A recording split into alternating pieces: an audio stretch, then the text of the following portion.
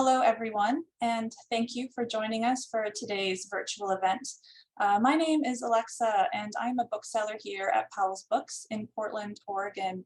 And before we begin, I want to encourage you to check out our lineup of upcoming virtual events, which you can see by visiting our website at powells.com. In the coming weeks, we're looking forward to welcoming Tom Hartman, as well as Ling Ma in conversation with Alexandra Kleeman, for you fiction lovers out there. I know I'm really excited about that one. And many other events as well are coming up. You can stay in touch about all of them by following us on the usual social media channels, Facebook, Twitter, Instagram, or if you haven't already done so, you can sign up for our weekly events email at powells.com. One housekeeping item before we get started. I'm going to activate a poll that will appear on your screen, should be appearing now. And if you could just let us know how you found out about today's event, that would be really great. And we'll leave that up for a few minutes and then we'll get started.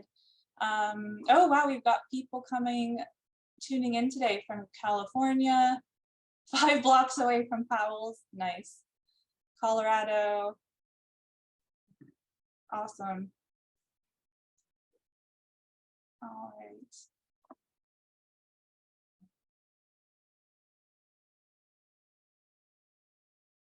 And I'll just leave that up there for a few more seconds. And all right, we will call that good for now. Thanks, everyone. All right, so today, we are delighted to welcome you to this virtual event with Madeline Ostrander in conversation with Michelle Nijhuis. And it's my pleasure to introduce them both to you now. Based nearby in the Pacific Northwest in Seattle, Madeline Ostrander is a science journalist and writer whose work has appeared in many prestigious publications, including TheNewYorker.com, The Nation, PBS's Nova Next, and more. Her research over the years has garnered support from many organizations, fellowships, and funding bodies, including the Alfred P. Sloan Foundation and the USC Annenberg Center for Health Journalism.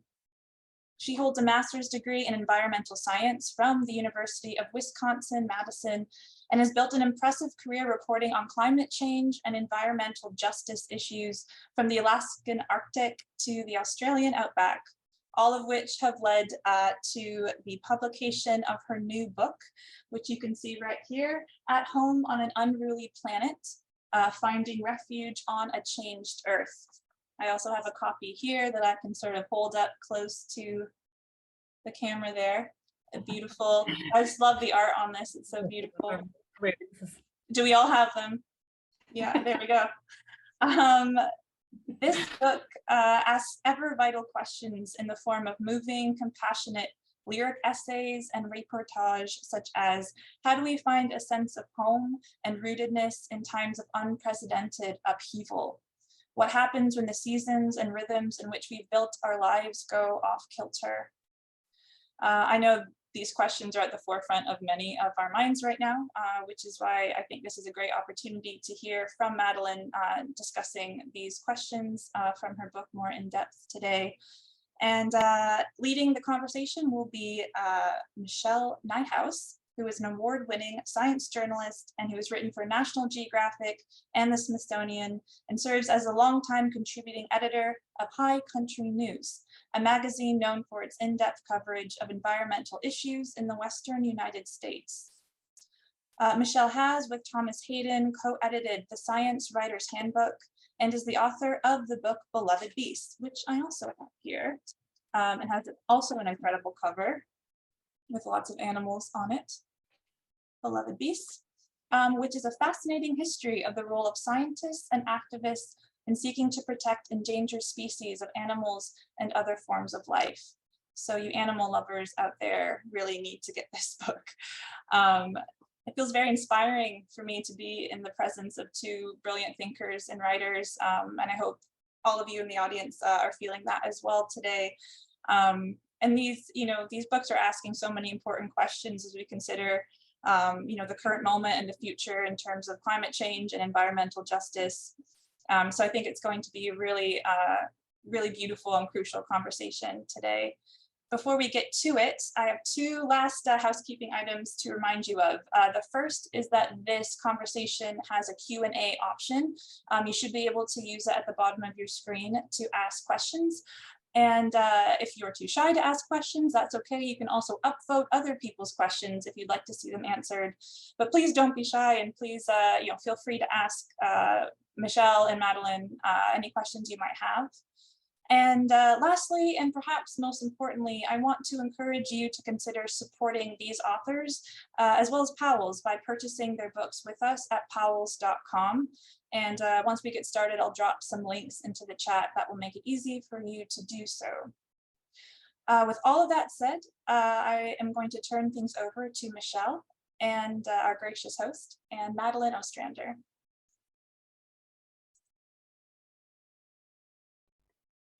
Thanks so much. Yeah. Thanks, everyone. It's such a pleasure to be here. Thanks for coming virtually.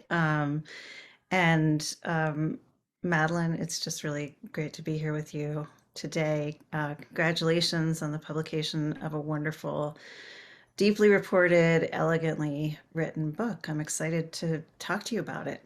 Thank you so much. I'm excited to talk to you too. I feel like there's a lot of resonance between our work.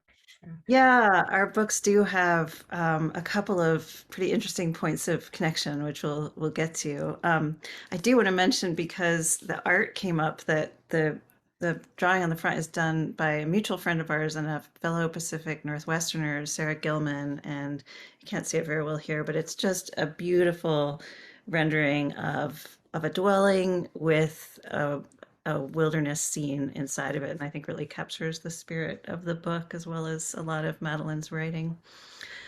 So, as Alexis mentioned, your book is about the uncertainty of climate change and how communities are dealing with the uncertainty and upheaval of climate change, and you will get into the very particular ways in which the people you write about are dealing with it. But I think you've identified a feeling that most of, if not all of us, share, but few of us have articulated, and that feeling of our foundations being rocked by something that is in many ways outside of our control. So tell us a little bit about the genesis of the book, the genesis of the idea.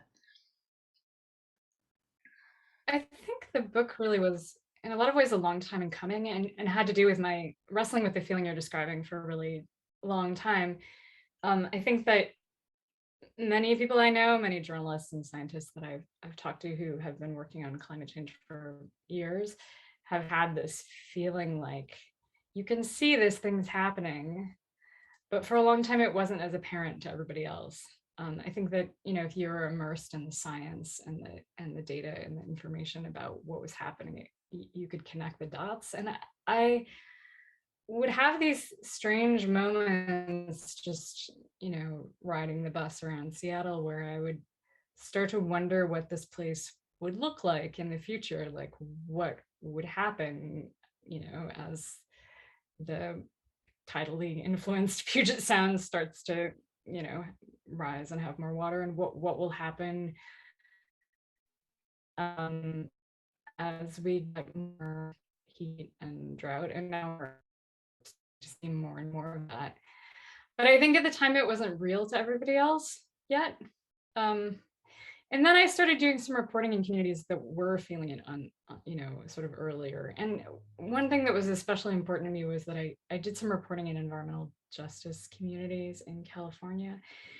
And in those communities, whether or not they were yet feeling the immediate impacts of climate change, and now I'm talking about 10 years ago or so, they were thinking much more tangibly than a lot of places about how do we protect the vulnerable, and what do these things mean tangibly on the ground and in the grassroots for the people that we work with and the people that we live with in our neighborhoods. It was just such a much more local, tangible conversation about climate change and about imagining what it looked like on the ground. And I felt like that was so important, and it was missing from so much coverage about the climate crisis. Yeah. One thing we've talked about is how, in the past, is how we think and talk about climate change as if it's this global problem, which it is, but that can only be tackled at the global level, or it's this incredibly individual, kind of lonely problem that you and your carbon footprint have to wrestle with. Um, and so it sounds like you you were struck by this middle ground and the potential power of thinking about climate change at the community level. Yeah, and then I started noticing how many, excuse me, I'm actually getting over a little bit of a cold. Um, I started noticing how many environmental victories were propelled, not just by some big abstract global sense, but about people's desire and willingness to defend places that they cared about. So I did a lot of coverage of the Keystone XL pipeline protests again about a decade ago.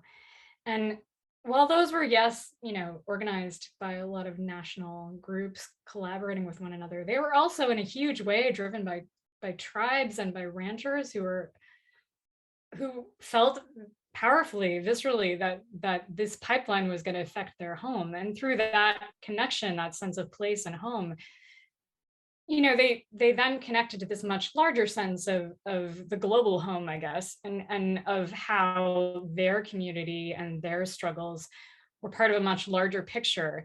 And I think that was a lot to do with the power of some of those movements and some of those big victories that the environmental movement has had.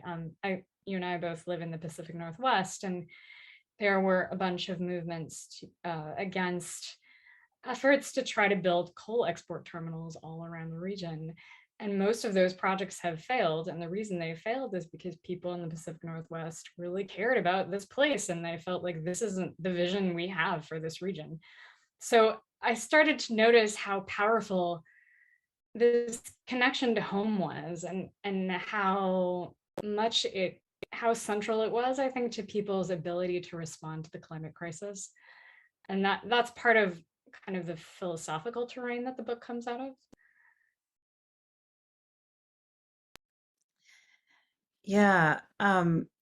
Well, as a, we could nerd out as writers about the way you structured this book, which I think is very, very clever and very effective. But I'll just say, maybe we can get into it later if we have time, but I'll just say that you alternate these very deep and textured profiles of communities and also a couple of different people within those communities. You alternate their experience of disaster and their experience of recovery with these shorter, more philosophical chapters about the concept of home and the concept of community.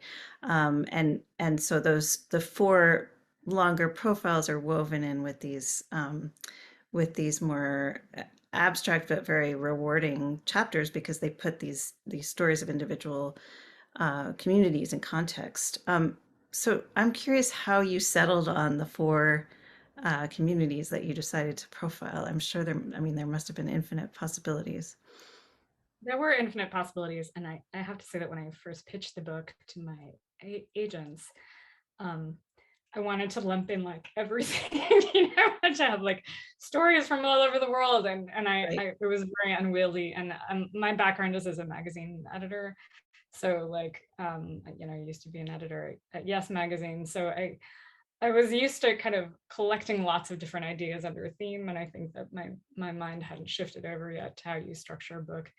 And my agents sort of convinced me that the book would be better served by diving deeper into a smaller number of communities.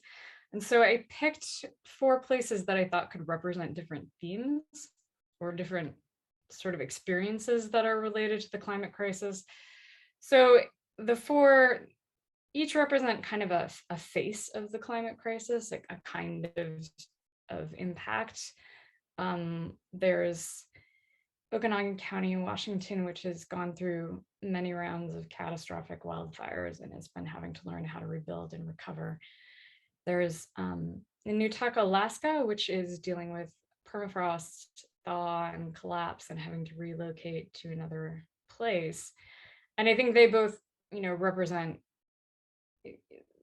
what's happening in the Arctic, but they also represent the many communities that are having to figure out how to relocate, because that's happening all around the US coast in ways that I think we don't even fully realize or grapple with sometimes, and all around the world. And then there's St. Augustine, Florida, which is one of the most historic cities in the country. It was founded in the 1500s by the Spanish. And I chose that place to talk about sea level rise, but also to talk about this connection between home and history and meaning and the stories that we have in a place, and what happens when a very storied place is threatened, and how do we make sense of that. And then the fourth community is Richmond, California, which is a fossil fuel frontline community that has been built around a refinery. The refinery actually predates the city, and it's 120 years old.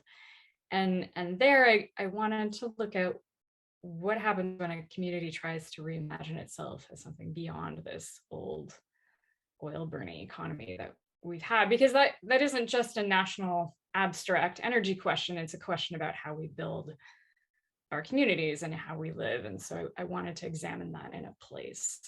And I thought Richmond was a really powerful place for that. Yeah. Let's talk a little bit about Okanagan County, the Methow Valley, because it is, I think, if you're tuning in from the Pacific Northwest, it's the closest geographically, but also it's dealing with a problem that many of us are all too familiar with, which are the effects and after effects of wildfires. As many of you know, Okanagan County experienced the Carlton Complex fire back in 2014, which was a catastrophic fire. Of course, fires were known there before. This was just, a new order of magnitude and of destructiveness and size, and it's experienced many serious wildfires and wildfire threats since. And you got to spend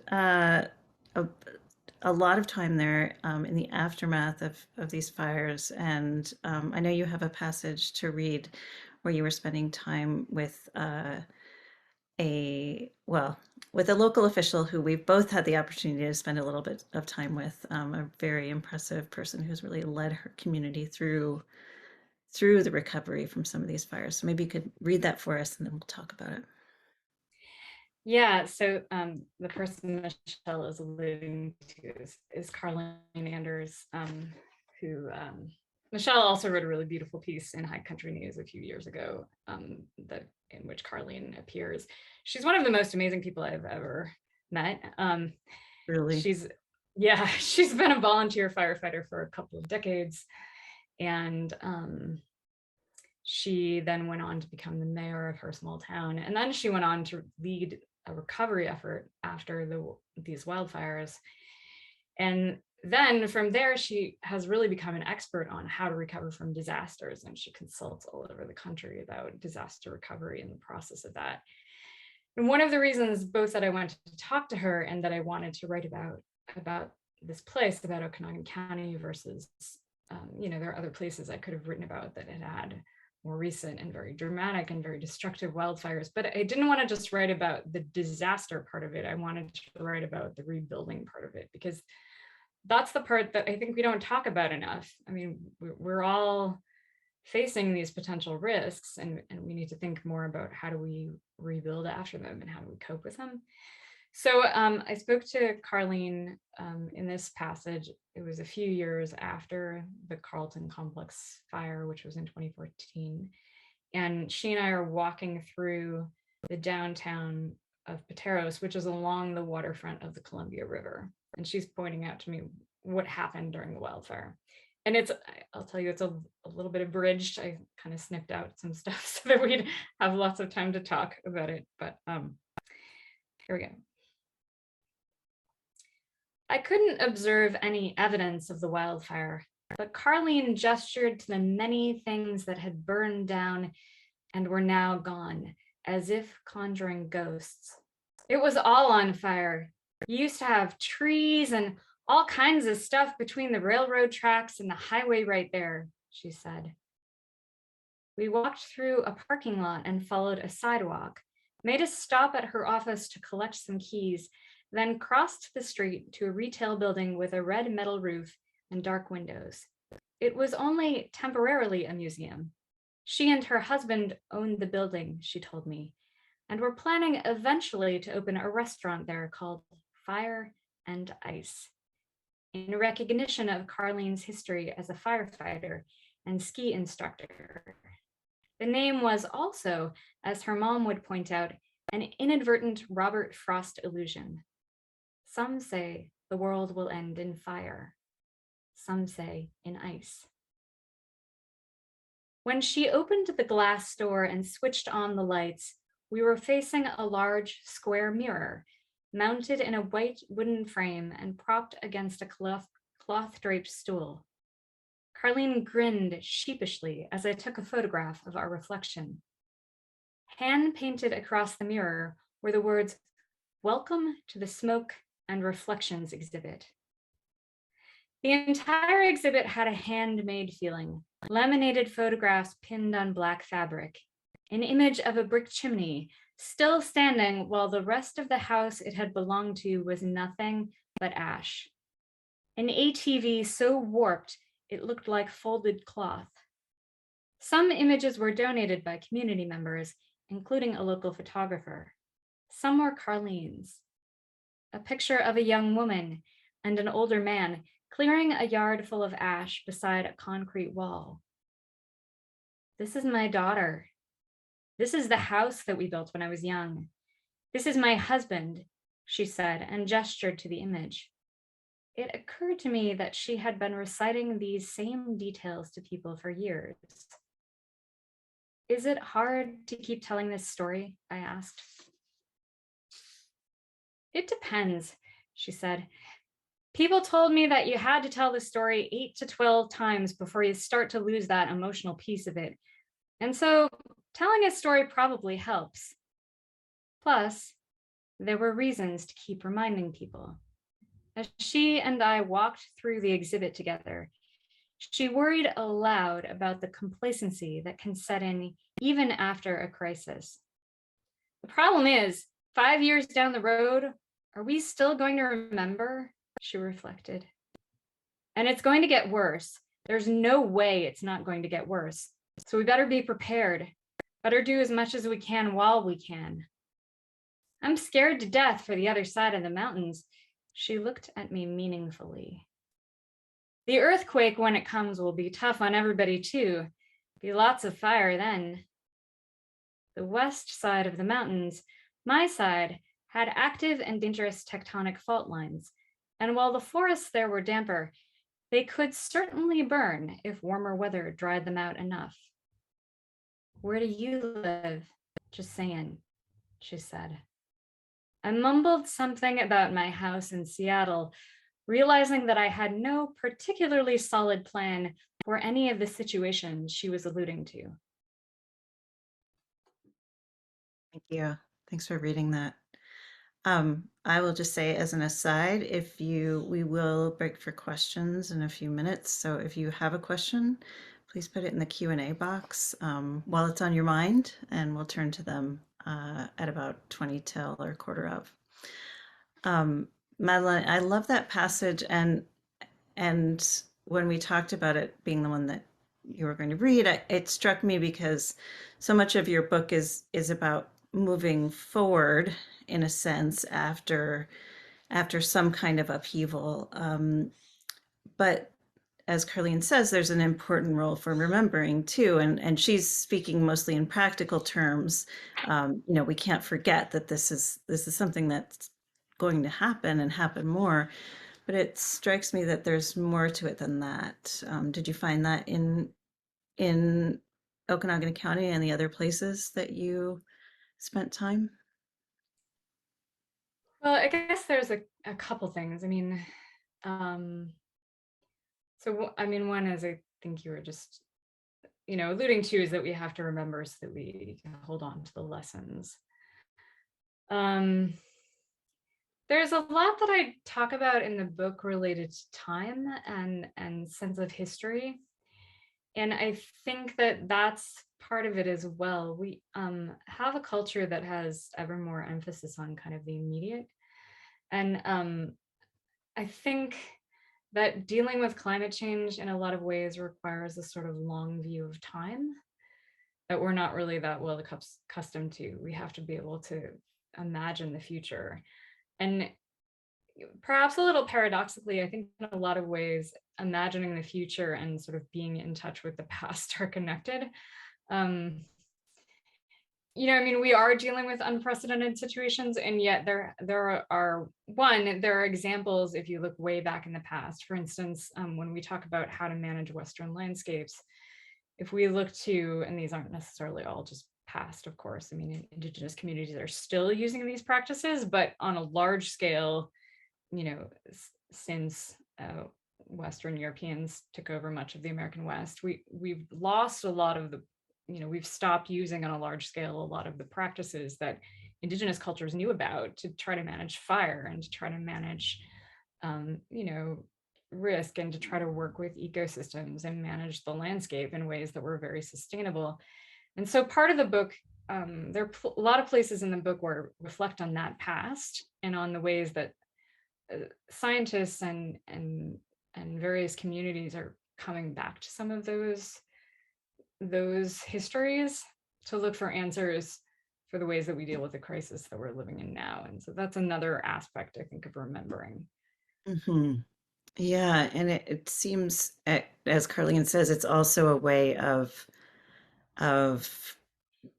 processing, to use an overused word, but to tell and retell the story until maybe it makes sense, makes some sort of sense to the teller, or they figured out what it's going to mean for them going forward.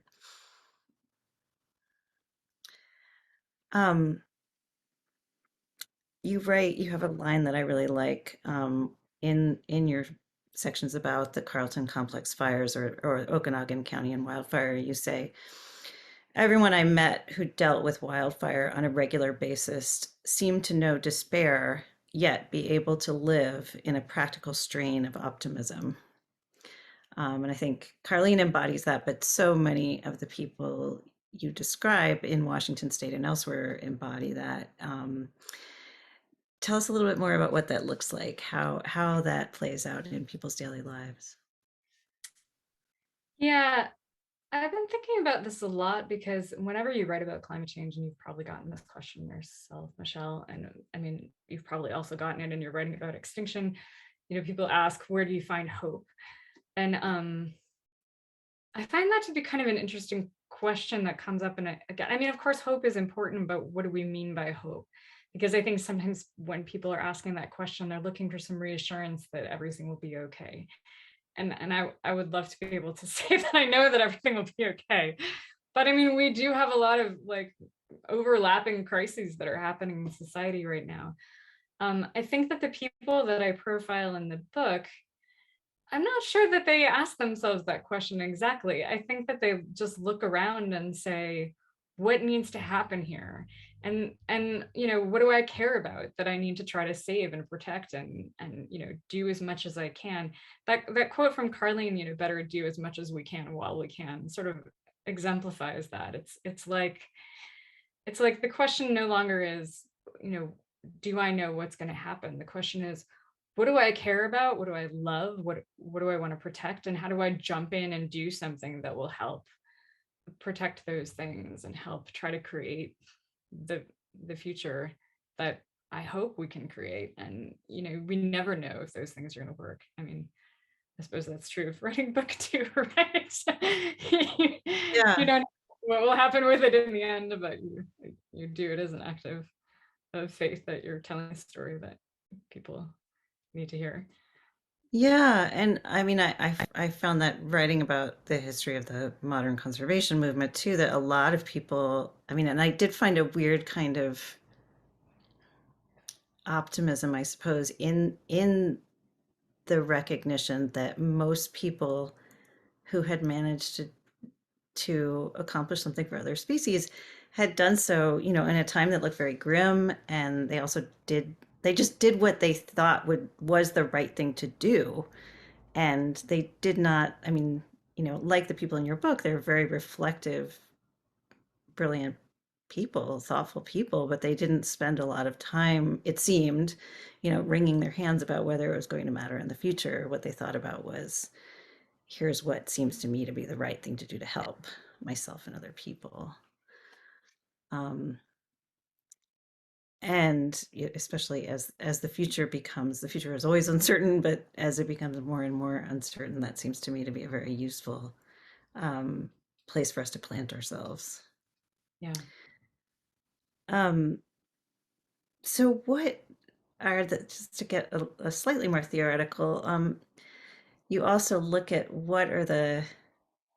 not just what are the qualities that get individuals through these crises, but what are the qualities of a community that helps it get through these crises, either qualities that either the community acquires in the course of survival and recovery, or that it was already lucky enough to have before disaster hit.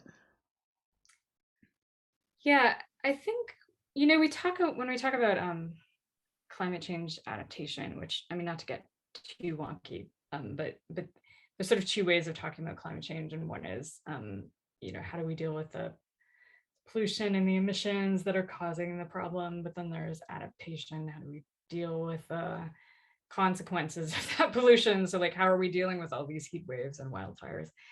And a lot of times when people talk about the latter, about how to deal with disasters, about how to deal with heat waves and new kinds of risks, they talk about sort of material things, like how do we change the way we build roads.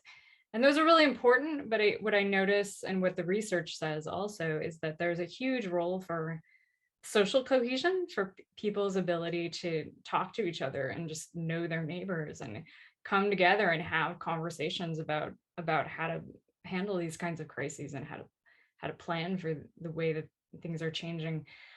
There's even some data, and this was done many years ago, but Eric Kleinenberg, the sociologist, did some studies of Chicago heat waves, and he showed that in parts of the city that had a lot of economic constraints and were very vulnerable for a lot of other reasons, in terms of having lower income populations and a lot of elderly. Even in those communities, if people knew each other and they talked to each other and they had a lot of social connections, that buffered them against the health related impacts of heat waves about as much as having a ton of air conditioning, because people just checked in on each other. They went next door to check in on their neighbor, and were they doing okay during the heat wave. The community, the Pateros and the other communities in Okanagan County that I write about in the book, I think were able to rebuild so successfully after the wildfires because they had that kind of going in. They had tight-knit communities, they knew each other, they had sort of systems, both formal and informal, in place for working together. And I think that's a neglected piece of how we need to organize ourselves to get through these new kinds of crises. Just getting to know your neighbors is a simplest sounding thing, but is really powerful, I think. I know. I mean, there's a reason why these things are, sort of old adages.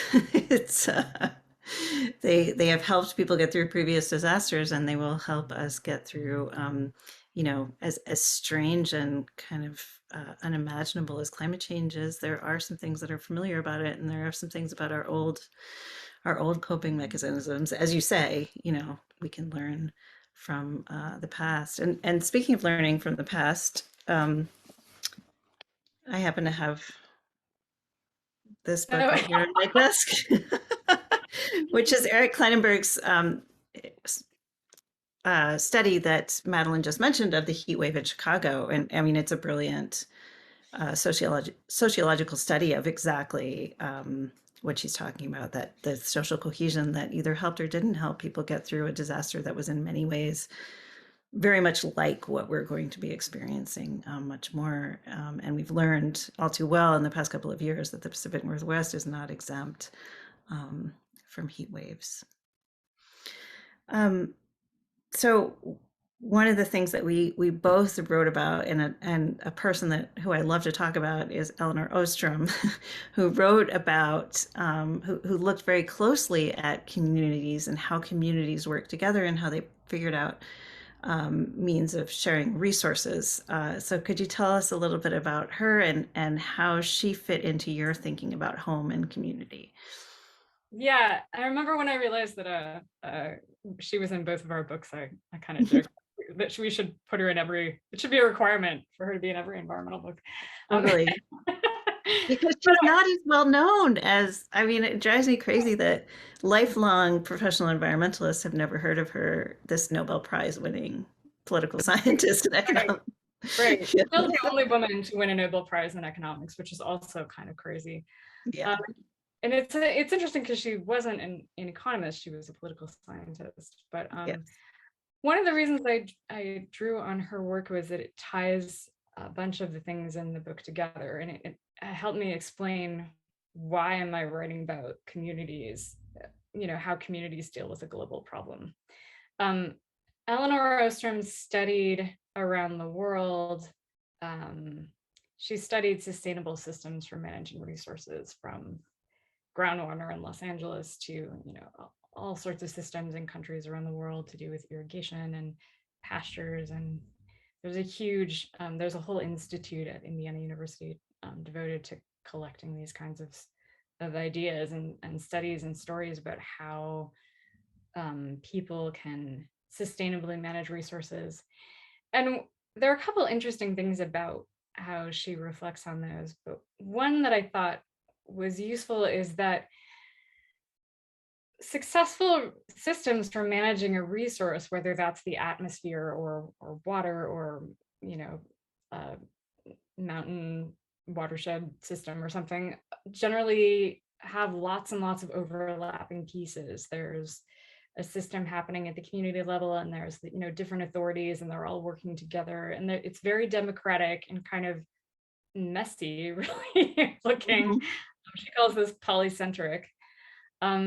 And it's, it's happening sort of from the grassroots, but there's different authorities that can be involved in the policing of it, and their authorities sort of overlap, and there's, just lots of different, really kind of complex seeming systems for managing a resource in these contexts, but they work together.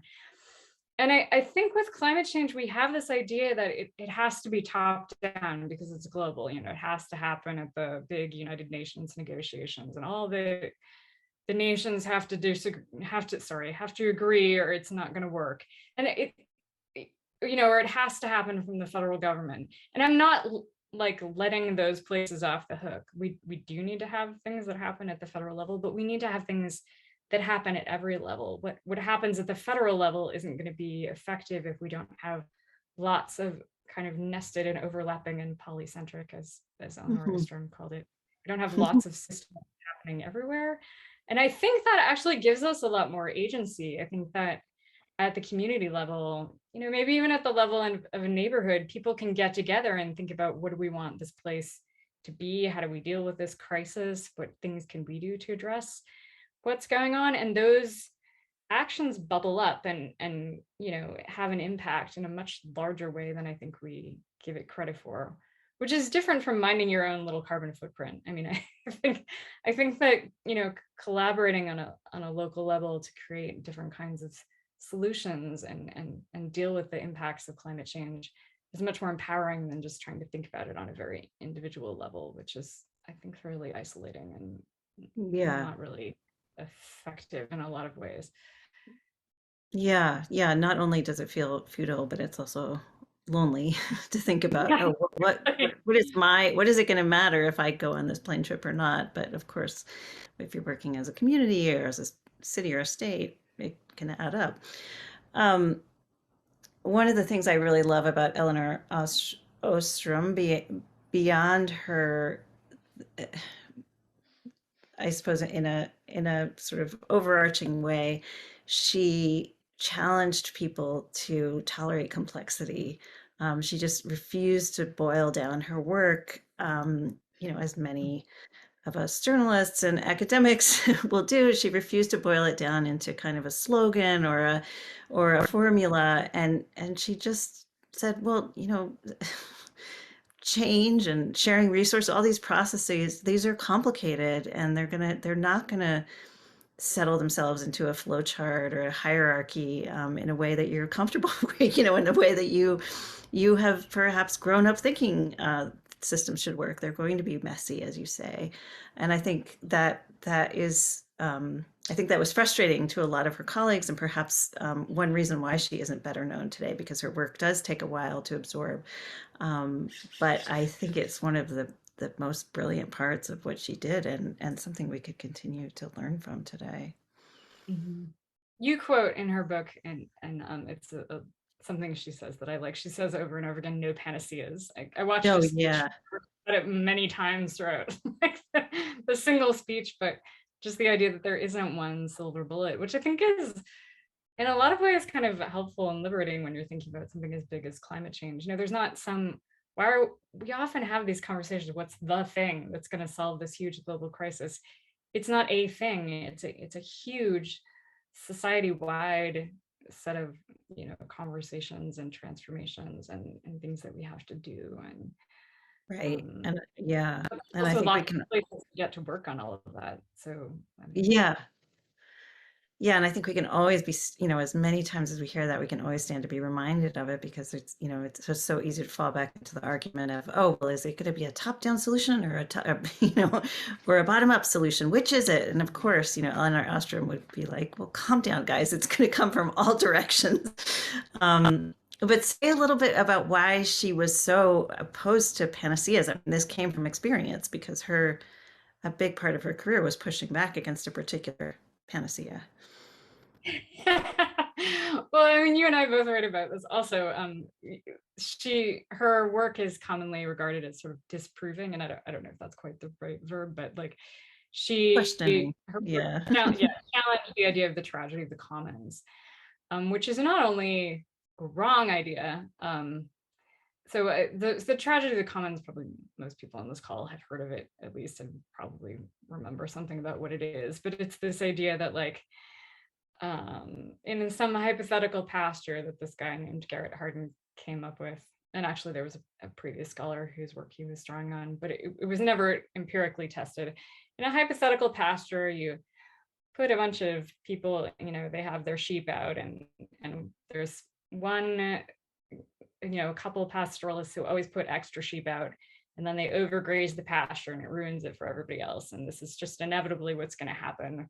You know, when you have a common resource, some jerk is gonna come like, take too much, or you know, abuse the situation, and Right. we can't control ourselves because human nature is just messed up, and so we're always gonna ruin it and make a mess.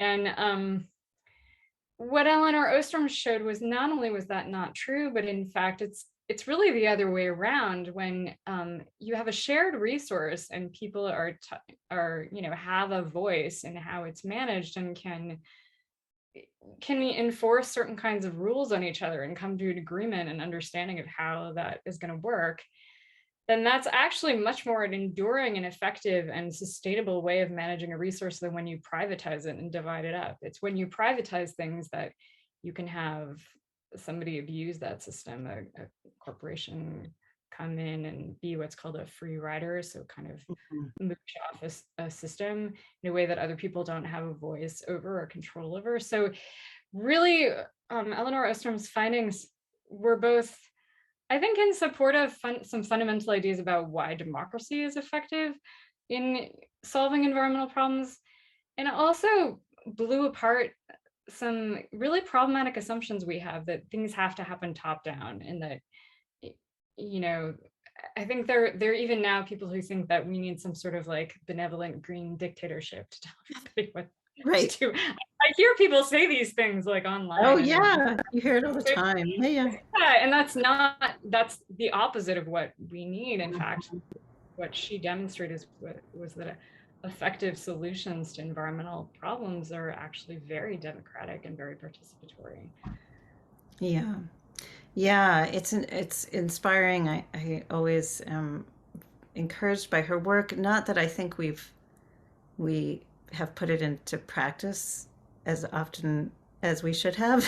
In fact, you know, I mean, even though community led examples of resource sharing are all over the world. It certainly is not happening as often as it should be or could be, but I find just the reminder that we're capable of it to be very inspiring.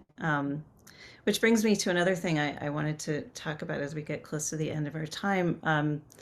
One thing that we've talked about is that, and you touch on a little bit in your book, is that we're much better at imagining dark futures. Our brains seem to be, what if it's maybe evolutionarily inclined or culturally inclined, I'm not sure, but much better at imagining dark futures than imagining positive futures. And I think if you look at the science fiction shelf at Powell's, that theory is quite well supported. I mean, dystopias are far outnumber utopias. And I think one reason why people were so excited about Kim Stanley Robinson's Ministry for the Future was because it was a really compelling vision of a future that was certainly not perfect, but was plausible. And it was a future where humanity had overcome, to some extent, the challenge of climate change. So just tell us a little bit about the role of imagination that you saw at work in these communities as they tried to move from in some way, not completely dark, as you make quite clear, that even in disaster there are moments of joy, but they moved from a pretty dark present, a pretty difficult present, to how did they imagine a better future? Yeah. And actually that's one of the things that I wanted the book to be able to do, was to help people imagine a different future. Even though I'm asking people to like walk with me and these other folks in these communities through some pretty serious disasters and crises. The point of the book is to help people see that there are ways to kind of move beyond, or cope with these crises and think about coming out of them and creating other kinds of futures. I think one of the nicest examples for me in the book is this community of Richmond, California, which I mentioned at the beginning is built around a 120-year-old oil refinery. The story that I tell in that book, Richmond has a long history of progressive activism, but I focus on one group of folks who began by trying to plant urban gardens and farms all over this community, this sort of post-industrial community that had lots of vacant lots and barbed wire and like old rusting warehouses everywhere. And it had its heyday in the 40s, and then it's kind of gone through periods of economic decline. So there's a lot of like kind of aging industrial sites in the community. And it's really bold in a community like that to think, wow, we could put an urban farm here. Although this has happened in other places, like Detroit, for instance, is well known for this as well.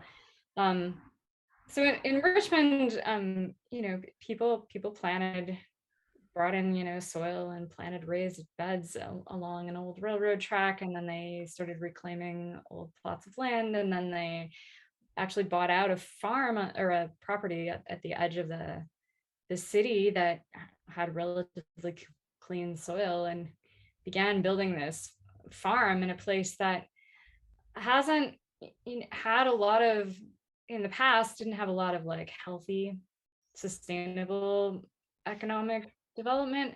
And I think a place where people, not only that, didn't really even feel safe to hang out in the streets. They'd gone through a wave of violence related to the crack epidemic in the 80s. And through this process of just creating these little spaces that allowed people's imaginations to open, then they began having bigger conversations about, what could the city really be like? What could we develop here? What other kinds of businesses could we bring here? And there began to be a trickling in of different kinds of businesses, solar companies and biotech and lots of other kinds of little things. And that's over the years built into this conversation about, what would it mean if this refinery could go away? And could we have an influence over that? Could we completely reimagine this city to be something beautiful and healthy? And that's a radical conversation in a lot of ways, and in a place that's has its history for so long tied to this Chevron. I think, Yeah, I think imagination is really powerful, and it's something that we don't often allow ourselves to do enough. I think when we talk about the climate crisis, myself included, it's so easy to get lost in all of the stories of doom. But if you find these little pockets of people doing positive things, I think it gives you the chance to picture what that could look like on a much larger scale. Yeah. Yeah, we have a question from an attendee that's a little bit connected, or I think there's a connection underneath it. They ask, would it be helpful if more history of earlier populations' approaches to deal with the fire threat be taught in schools? And given what we were just talking about, I'm imagining a story time where, there perhaps, a teacher is talking to a bunch of kids who had been through a wildfire or knew people who had gone through a wildfire, but instead of hearing about that wildfire, they were thinking about how people had dealt with wildfires in the past. Yeah, I would think absolutely that. And it connects to larger questions, which, I think are also part of the fabric of both of our books about that's systemic racism and about how certain kinds of stories have been marginalized in our society in favor of other kinds of stories. We have not told the stories nearly enough of Indigenous history, of how Indigenous communities manage the landscape on this continent. And those stories are really powerful and important. And I think that, if everybody understood that there was a past of different ways of managing the landscape that could help us understand how we deal with wildfires now, that could be really a set of important and hopeful lessons for people, kids and adults, to be learning more about. It's certainly not something that I learned in school till I got to college. Right. I think we all perhaps met a firefighter in elementary school. And properly so, but there are many different kinds of firefighters, and some of them are perhaps don't think of it as fighting in the same way. And yeah, there's many ways of dealing with disasters, some of which we give a lot more weight than others. Madeline, it's been such a pleasure to talk to you this hour. I've seen this book in development over the years, and I knew it was going to be wonderful, and I was right. and, and I was more than right. And I really recommend to all of you who've been with us that you pick it up and give it a look. It's a wonderful read, and it's I think a really important consideration, a lengthy consideration of something, as I said at the beginning, that we don't, it's on all of our minds, but we don't articulate it as much as we should. And we don't talk about it with one another as much as we should. So congratulations, Madeline. And please do pick up At Home on an Unruly Planet. And with that, I will turn it back over to our wonderful hosts at Powell's. Thank you so much for having us. And thank you both for that just really eloquent, insightful conversation. I was really struck, Madeline, I think you were you were talking at one point about asking someone, is it hard to keep telling this story? And that really just has stuck with me, thinking about why we're so grateful for writers to write these books for us, to keep talking about these difficult stories again and again in new and creative ways, helping us ask better questions, balancing the despair and the optimism, asking what do we mean by hope. These are all really just things stood out to me today. So thank you so much. And thank you all who tuned in today to listen to Madeline and Michelle. It was such a pleasure to host both of you. And please consider once again purchasing copies of At Home on an Unruly Planet. There it is, as well as Beloved Beast. And you can support our authors and Powell's by purchasing copies at powells.com. I've left some links in the chat there again for you. And yeah, while you're there on the website, please be sure to check out our upcoming events online as well. And we hope to see you again around here soon. Take care until then. Take care. We'll see you in the stacks at Powell's. Absolutely. Bye, Madeline. So much, everyone. Thanks, Michelle and Alexa. Bye. Take Bye. care. Thank you so much. Bye.